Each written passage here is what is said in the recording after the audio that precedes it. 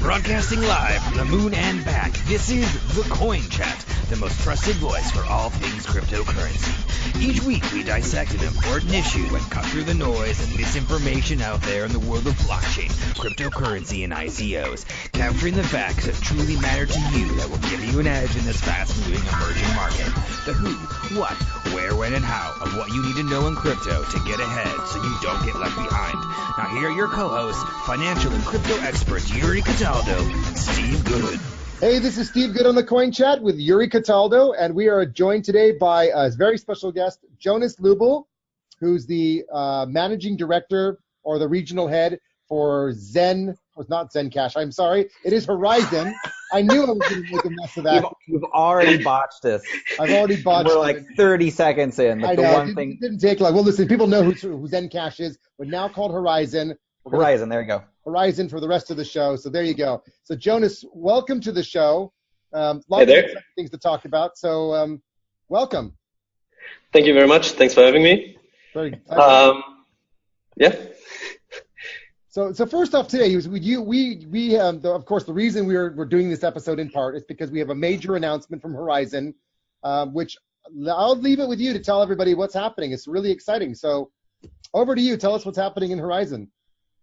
So yeah, we have a nice little project that we've been working on for the last couple of months, and it's called the Horizen Academy. So it's basically going to be an educational platform where we have divided content into several topics, like the history of crypto and blockchain, from the early cypherpunks over Satoshi to how the first altcoins emerged, and obviously technology. And privacy, so privacy in general, not just for cryptocurrencies and blockchain, but also how you can protect your devices, how you can use a VPN, all that kind of stuff. And what we did is we put the content, so we basically have the same content 3 times. One time for beginners, one time for advanced readers, and one time for experts, what we call them. And so whenever you're reading an article, for example, let's say you care about hash functions, and so you're in the technology section and you're reading up on hash functions, and you figure, hey, this is way too difficult, I don't get it. You can just switch to beginner mode, and you have the same content. Oh, cool. Explained in simpler terms and shorter versions, simpler graphics. If you feel, hey, this article is not telling me anything new, you can move up one level and have the same content with more detail. And then in the expert sections, you will find little code snippets, and so. Wow, basically everybody, no matter how much knowledge he already has, should be able to learn a lot on our platform. This is a platform that's going to be like a subscription service, or it's free, or it's free and open source. So wow. We've built a custom website for it with that feature. I originally got the idea from I don't know, have you guys heard about the CS50 course from Harvard? No. Mm-hmm. It's an online course on computational science. Okay. Everybody who's looking into learning how to code, that's a really good starting point. And they have this with their reference, where you can actually choose if you want the easy version or the difficult version or the complete version. Yeah. And that's where I picked up the idea. So that's what we did with our content. And then we have a few sections. So for example, history, we didn't divide it up in several levels because I don't think it makes too much sense. Interesting. That's really cool. Yeah. And yeah, that's been what I've been working on mostly over the last. So that's a big announcement for Horizen to be putting this out to the market to really help people of all levels to really accelerate their skills and their knowledge.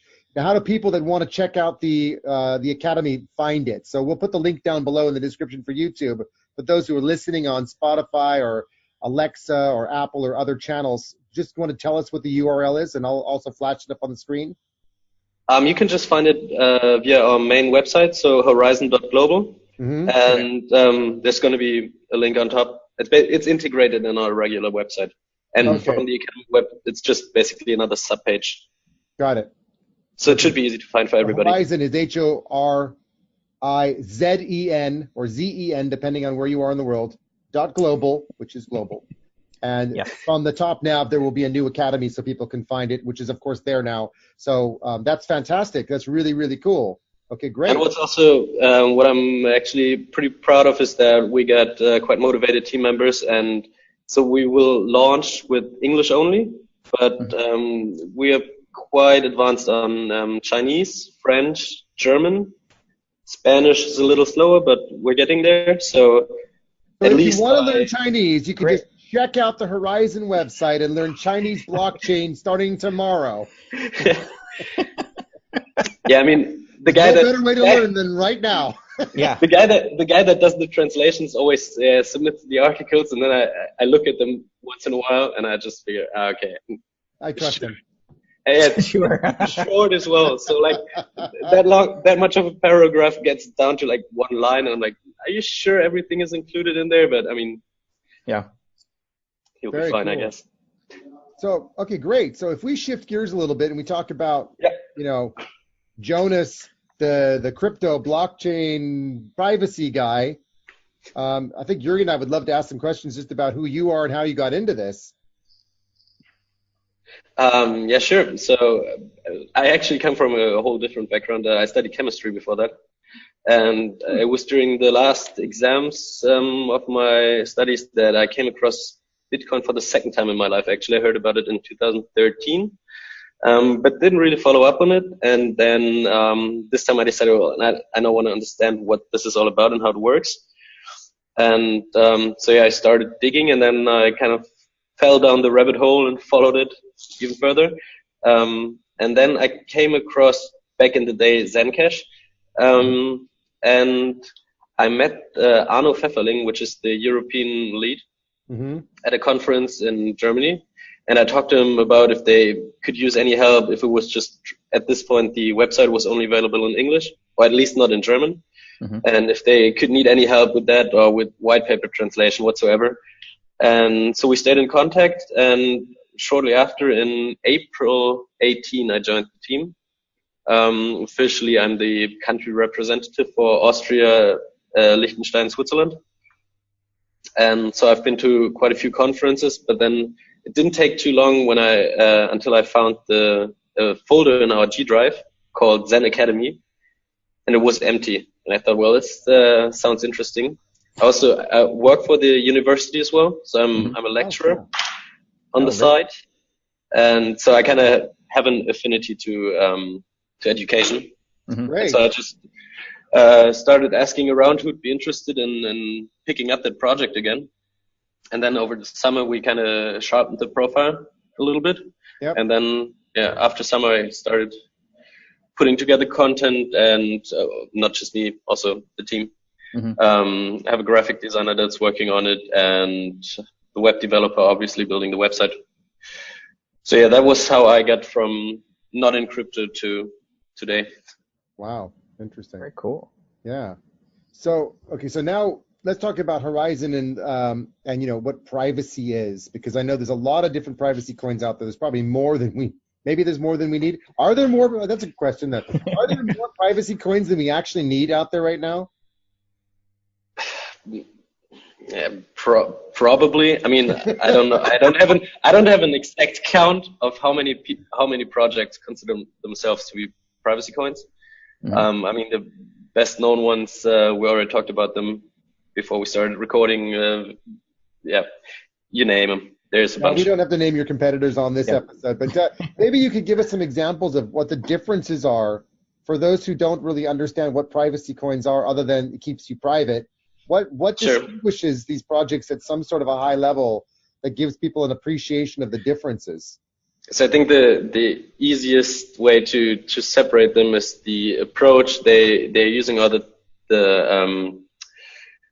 technique they're using to preserve your privacy. So basically there's three options. First is coin mixing, which were the first approaches. So basically a bunch of people send a transaction to a pool.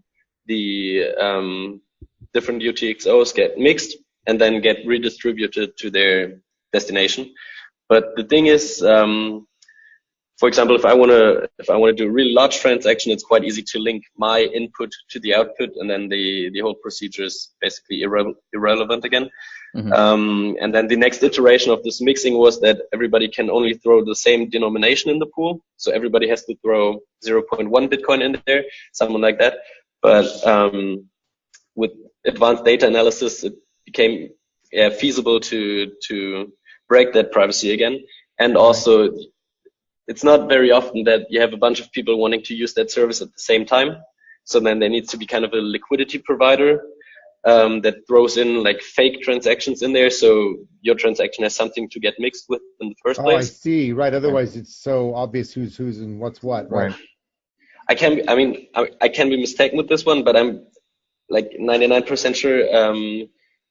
So that's what Dash basically uses the large stake of the masternodes for, partially, is that they have sufficiently large liquidity to do this mixing procedure. I see. Okay.